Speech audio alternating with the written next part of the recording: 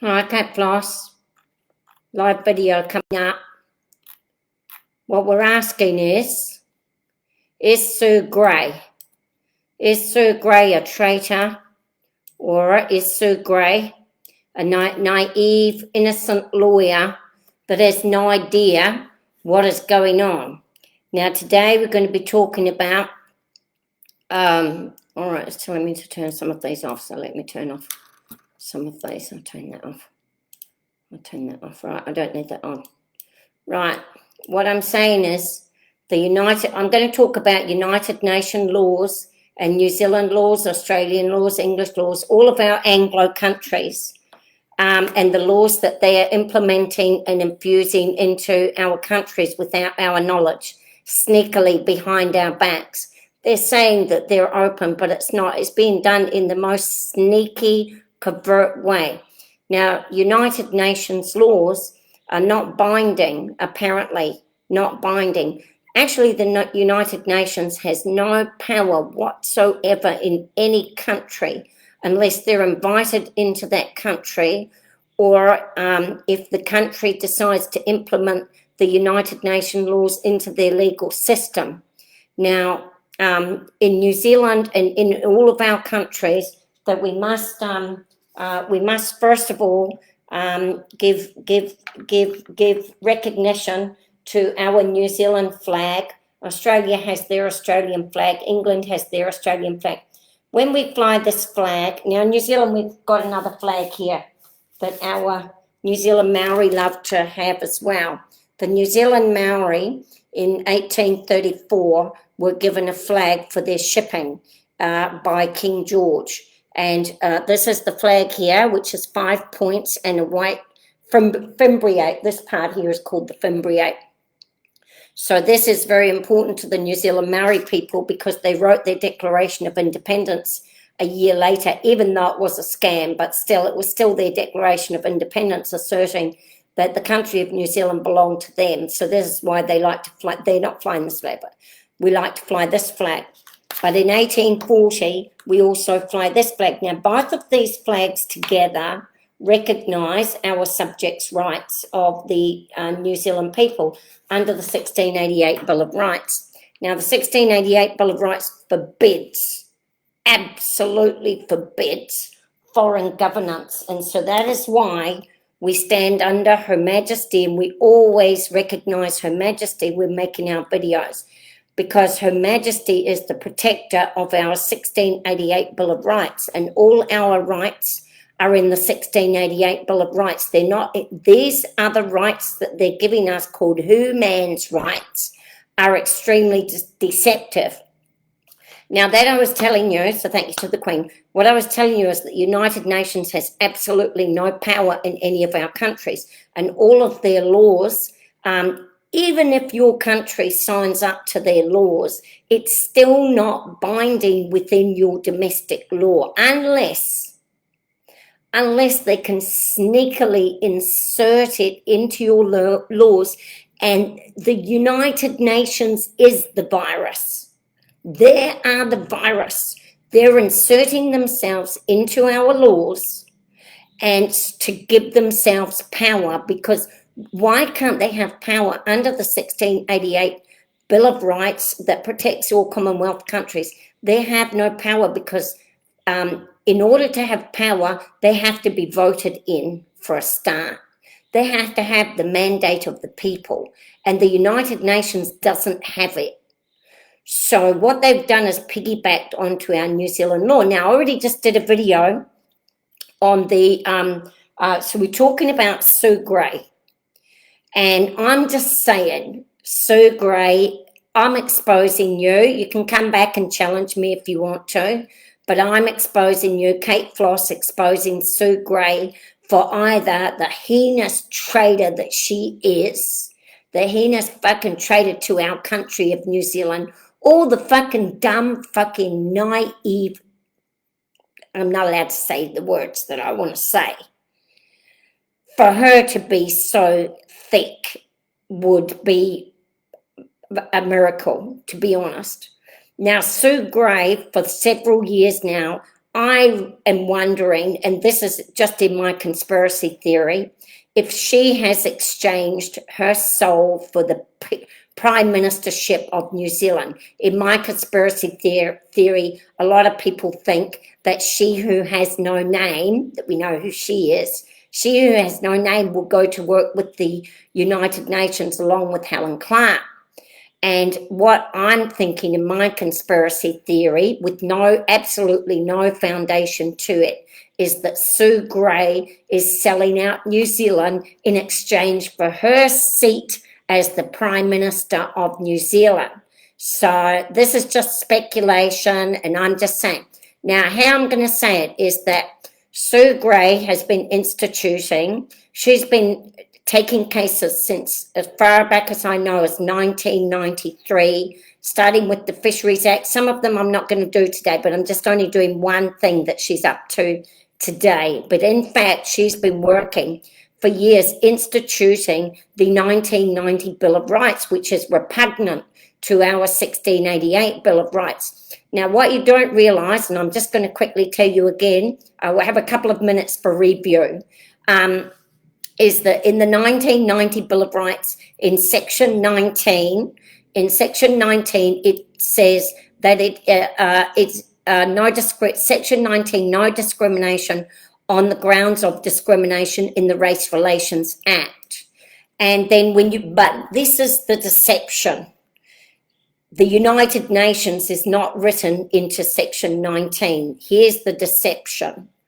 But when you go to the Race Relations Act, that is, so the Human Rights Act is 153 articles, and those articles bind you to the Race Relations Act, which is 37 articles. And this is where they start slipping in United Nations laws to piggyback onto New Zealand law, because they are non-binding. They have no power, and they want power. So they've sneakily slipped themselves into the Human Rights Commission Act and the Race Relations Act of 93 articles for the Human Rights Commission. Well, now they really start coming full force, and that binds you to the Universal Declaration of Human Rights, which is non-binding and has no power, and it binds you to the International Covenant on Political Rights, which is 53 articles that I've already said, and the International Bill of Human Rights, which is 468 pages. It also binds you to the Charter of the United Nations, which is 111 articles. It also binds you to the International Court of Justice, which has 70 articles, and then it binds you to the Covenant of Cultural Rights, which has 31 articles. Altogether, and plus, it binds you to the refugee rights. It binds you to the Indigenous Rights Act, that has got all sorts of laws that you're going to have to follow. So it's just hundreds and hundreds of laws. So how does the United Nations, that is an unelected government, an unelected world government, make themselves have power that they never, ever had in the history of the United Nations? Well, they piggyback on to your constitutions, and they piggyback onto your law. Now, what they've done is they've got this AI law that was, the recommendation was made by Karai Taina Taiuru.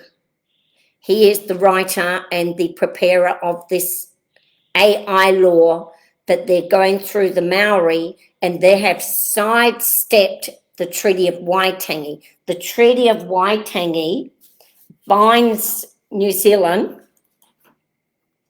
under Her Majesty the Queen and the 1688 Bill of Rights. And the treaty is, this is what they've said with the treaty, is they've signed up in the section, in the appendix, the United Nations Declaration of Indigenous Rights in a co-governance with the treaty, which is not the treaty, with the treaty, in a co-governance situation of partnership and participation and protection. And this is all in the biodata and human genome data and all of these things. And I have to tell you, I'm a gumboot lawyer and I can't understand. You really can't understand it. Don't try to. We're not focused on what all these hundreds and hundreds of laws are saying. What we're focusing on is who is instituting them into New Zealand law and why are they doing it?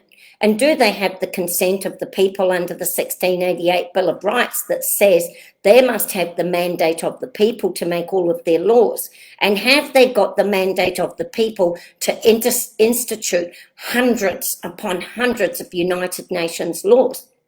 Now, so I'm going to get to the point of this video, but just keep in mind the co-governance of the United Nations with the treaty in their biodata. Keep that just kind of on the side of your mind if you can, as the gumboot lawyers that we are. Now, where's my bits of paper? I'll get a bit lost here. So, Sue Gray has been going to the courts with, they're rushing through these laws. Now, what they want to do is try and get all of these laws instituted into Australian law, New Zealand law, Canadian law, English, before the Majesty passes. When I've got a feeling in my conspiracy theory, when the Majesty passes, they're going to move us over to United Nations law. And so they're instituting all of the laws through our highest courts now. Because what is happening is that when they create a law like the 1990 Bill of Rights, it doesn't have any power until the people, which is you, have instituted it through the courts. So they need hundreds and hundreds of cases using the 1990 Bill of Rights and the Section 19, which binds you to all the United Nations. They need all that instituted into the court and before the Majesty passes. So Sue Gray has just made another announcement called Casey's Law. Casey is the young lady that you've seen, and she's got this thing like this that she said she's had from the vaccine. Now, I'm not going to say that Casey is fake or she's true, because I've seen a lot of people doing this, and I tried to do it for more than a few minutes, and it's freaking hard.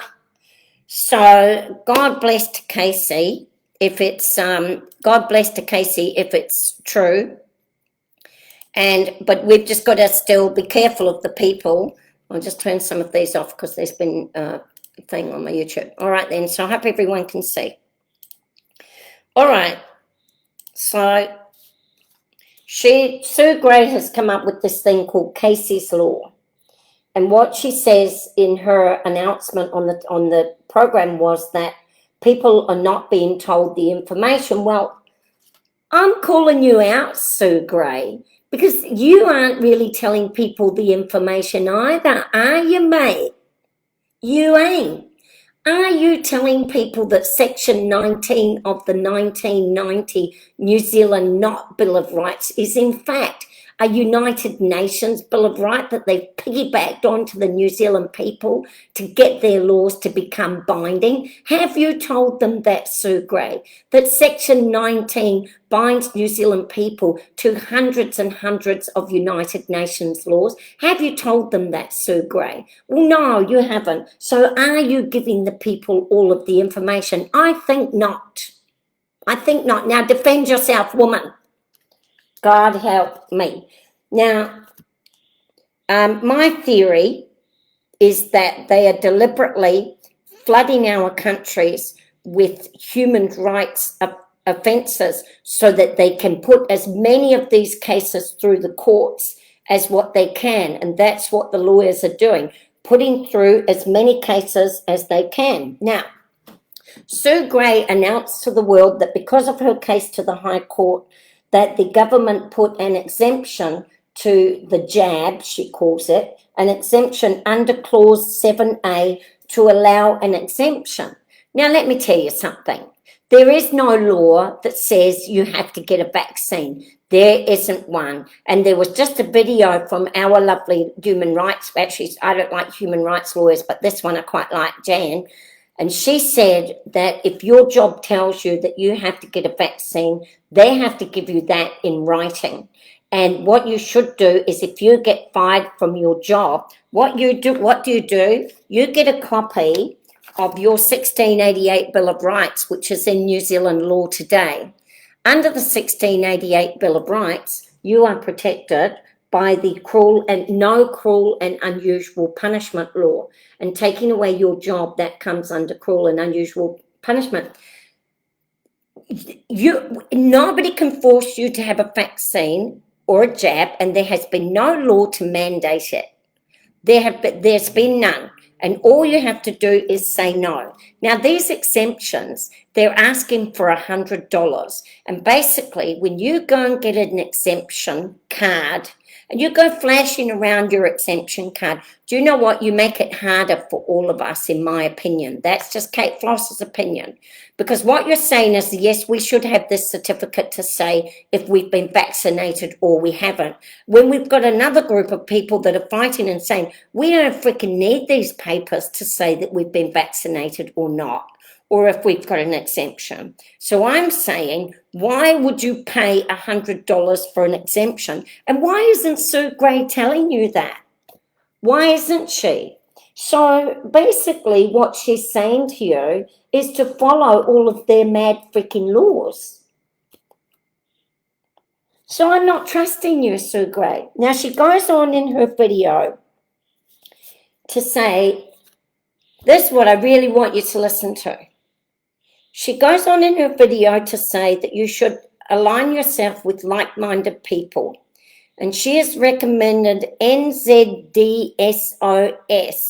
Here is the warning, Australia, because I see them in Australia, I'm seeing them in England, I'm seeing them in Canada. NZDSOS is called New Zealand Doctors SOS for helping people that have been injured by vaccines, or helping people that have lost their jobs, or helping people that are not able to get their so-called jab exemption cards. I ain't getting one. Nobody can tell me to put anything in my body, and I'm just going to say no.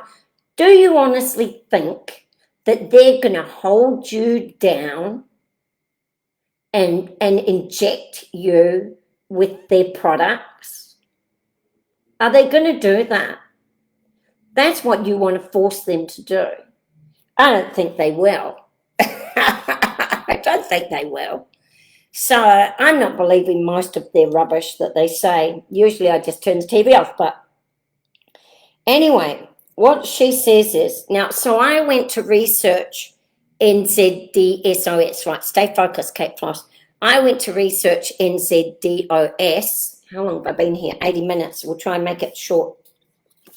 And this is what I found, is that they support, and they are working with UNESCO, well, United Nations, and they support, I didn't write down exactly what they said, but you can go and look it up.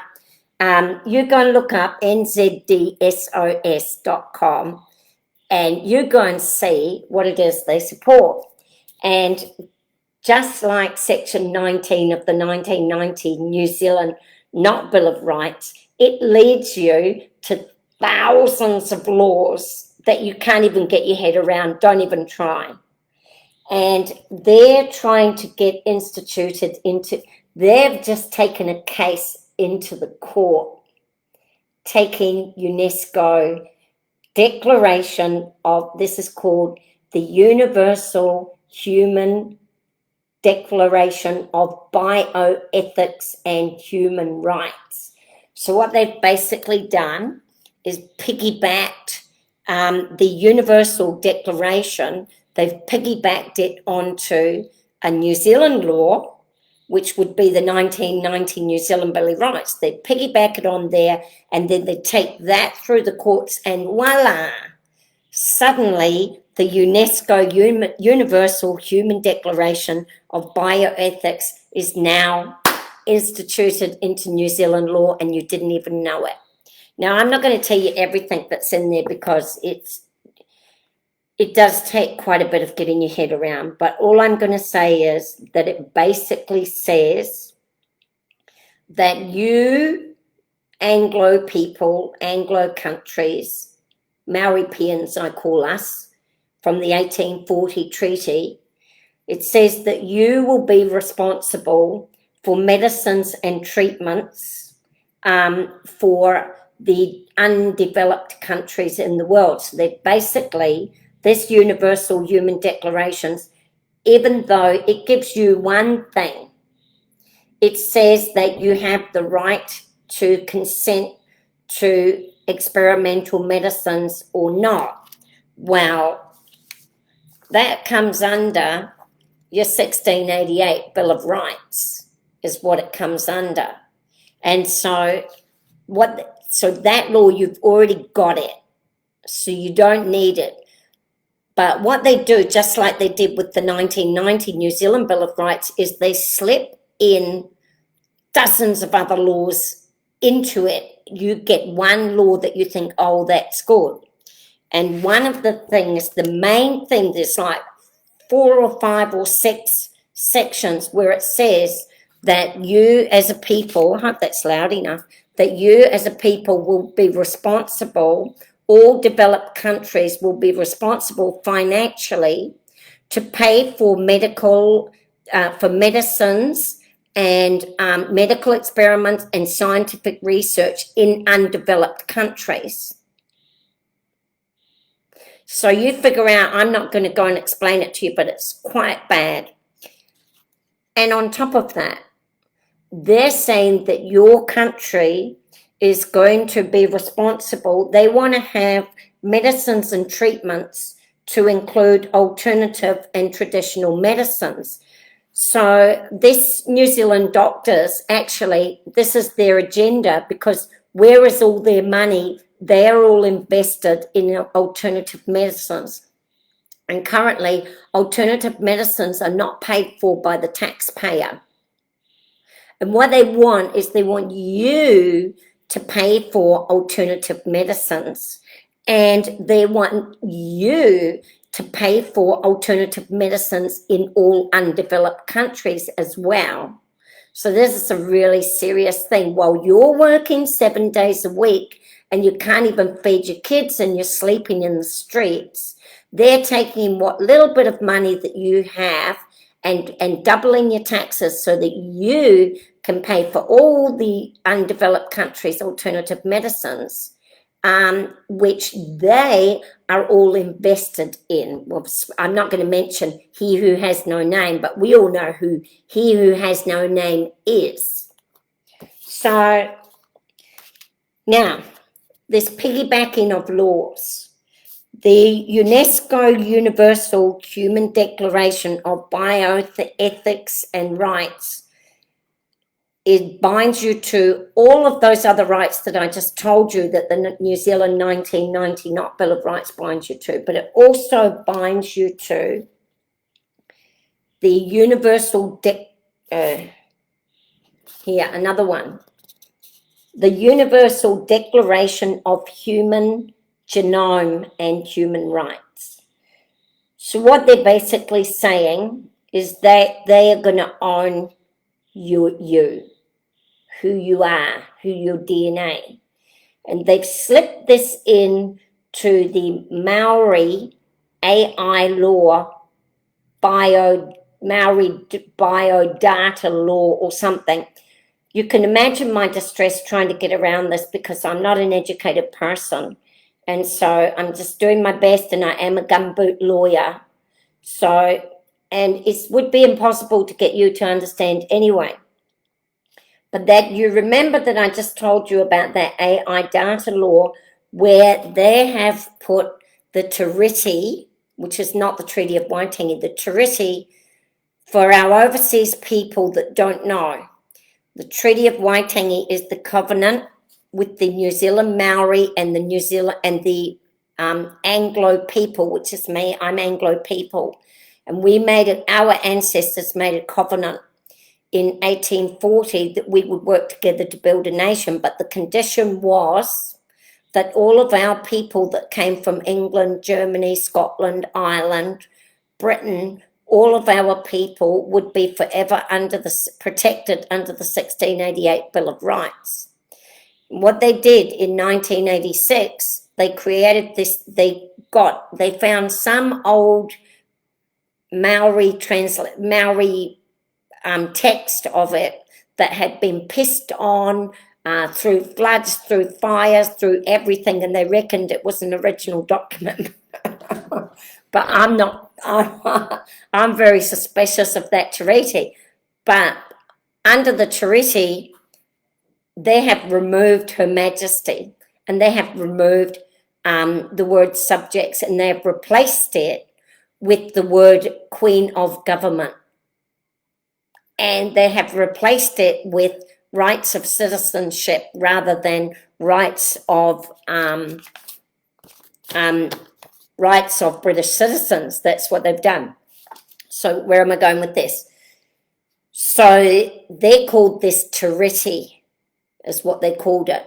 And it is the treaty that they added to the United Nations Declaration of Indigenous Rights as a co-governance of New Zealand. And that is put into the Maori biodata. So that's how you can connect it to this. So when the New Zealand Maori would read that and think, oh, there's nothing really in there, but that connects you to all of these hundreds of laws where they are going to own your human genome. And they are going to own your biotechnology, and they're going to have you being responsible. It's just heinous what they're doing. It's kind of hard to understand.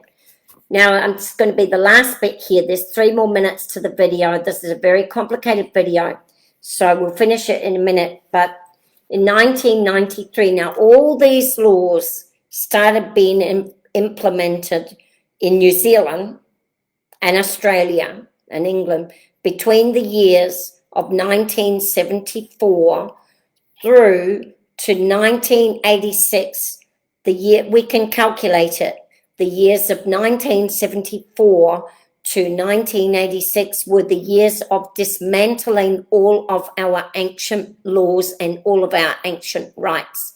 There was a dismantling period. And then from 1986, when they removed our constitution, starting from 1990, which is the New Zealand Bill of Rights with Section 19,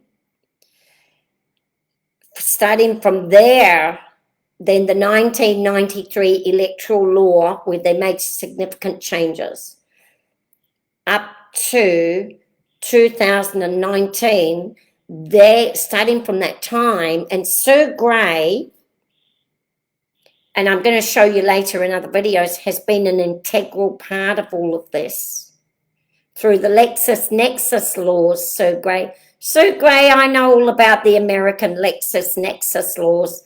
I'm not going to be mentioning LexisNexis laws because I know our viewers won't understand. But I know that you brought the LexisNexis laws into New Zealand, Sir Grey. I'm right on your path to exposing everything that you've done, Sue Grey. I'm coming after you. I am. Because I know what you're doing.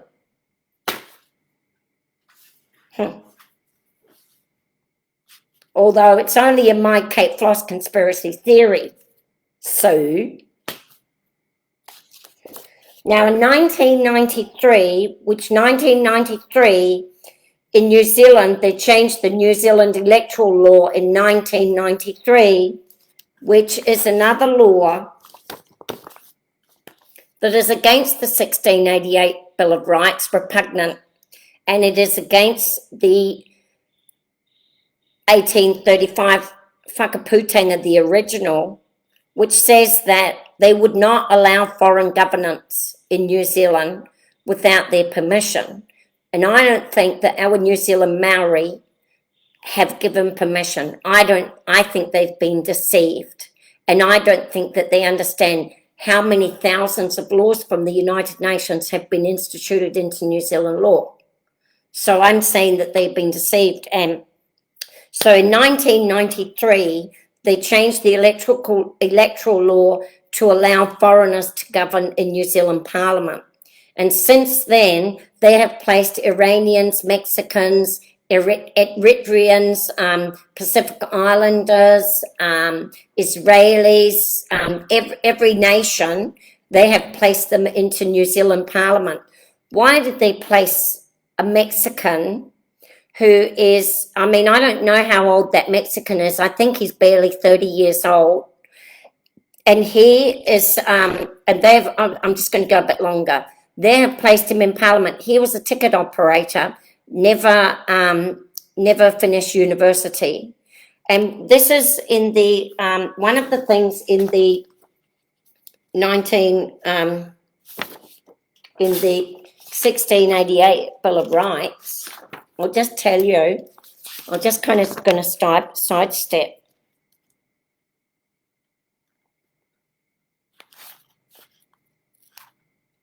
Can you just give me 1 minute?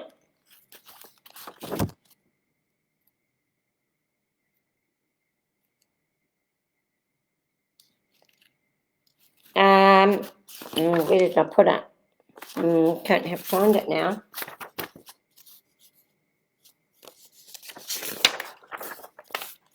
Okay, sorry. The late by assistance of divers, evil counsellors did endeavour. So in the 1688 Bill of Rights, they had to remove the king. And why did they remove the king? Because what he did was he placed unqualified people all through the legal system, unqualified people, so that he could manipulate them and get them to do everything that he would say. And that's why they removed him. And this is what they're doing in Parliament. They're placing unqualified people all through New Zealand Parliament so that they can institute all of these United Nations laws, piggyback them onto New Zealand. So in 1993, they changed the electoral law to allow unqualified foreigners to be working in New Zealand Parliament, and they're all working against New Zealand, and they will sign anything that they are told to. They will just sign it because they're paid like $70,000 or $80,000 a year, and they're not going to say no to anything. And when they finish their time in Parliament, what are they going to do?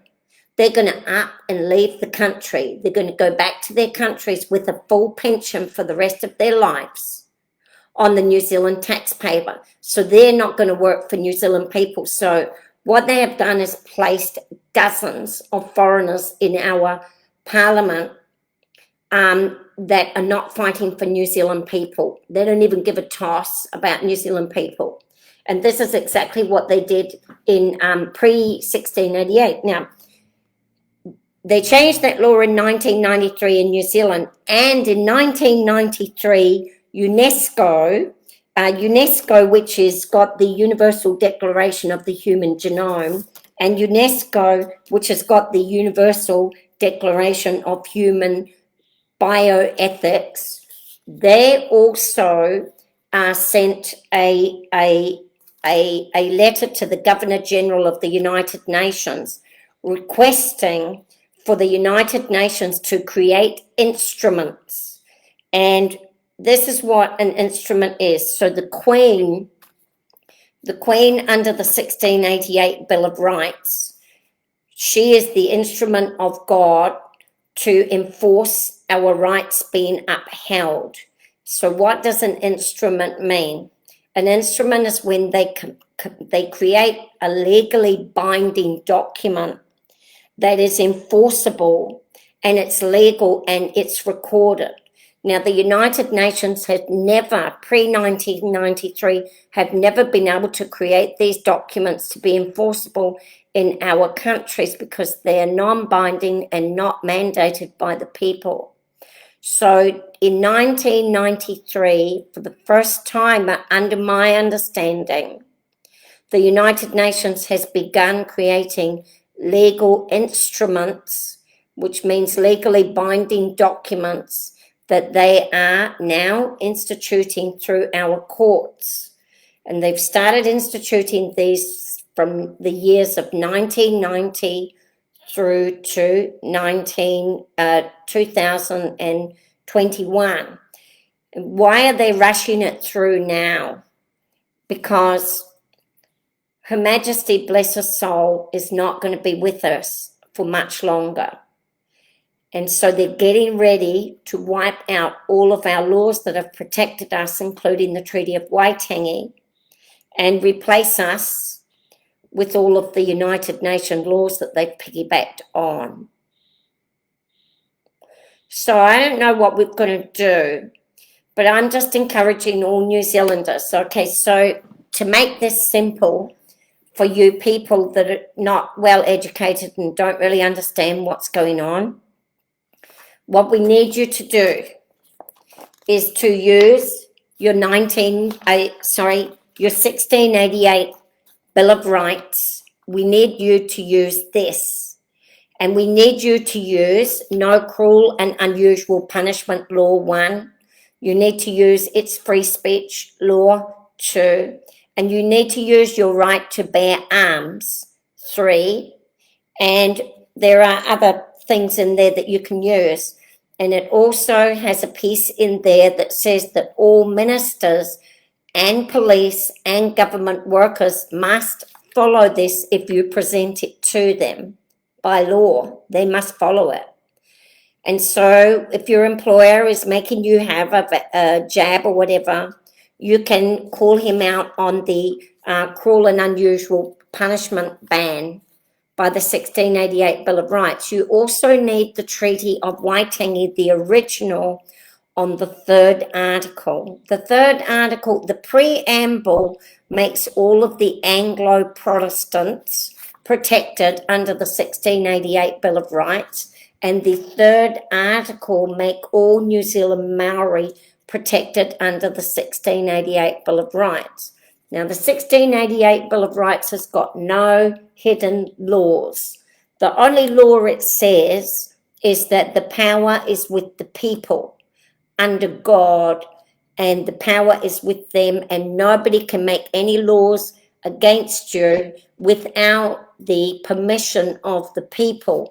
That's what the 1688 Bill of Rights tells you under God.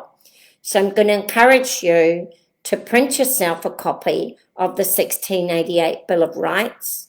And it's a bit hard to read if you don't understand it. You can always ask Kate Floss. And I'm going to encourage you to print yourself a copy of the Treaty of Waitangi original English version that is sealed by Her Majesty the Queen. The other ones are not sealed. So, but the English one is sealed by Her Majesty the Queen, and that's what gives you the protections of this. And I'd like you to print yourself a copy of the original whakaputanga. Now, the original whakaputanga under the 5-point star with the white fimbriate, the section that thanks the King for the flag. Now, if you're an Anglo person in New Zealand, listen up. The section that says, we will also thank the King for the flag, there's a promise in there for you. It says, we promise to protect the subjects of His Majesty the King. That's in the whakaputanga. And you are subjects. Whenever anyone's calling you a subject, they're recognizing your rights under the 1688 Bill of Rights. So that is the promise of the whakaputanga. for the Anglo people, Protestants. So that is a little, what can we say, candy treat for the Anglo people in the whakaputanga, the original. And secondly, it also in the original says that the hereditary chiefs, the hereditary chiefs will not allow foreigners to set up parliaments or set up legislation. It says they will not allow foreigners to make legislation in the country of New Zealand without their express permission. Well, they need to have the permission of all of the Maori people. They can't just as a chief go and make decisions for you. They have to have your permission.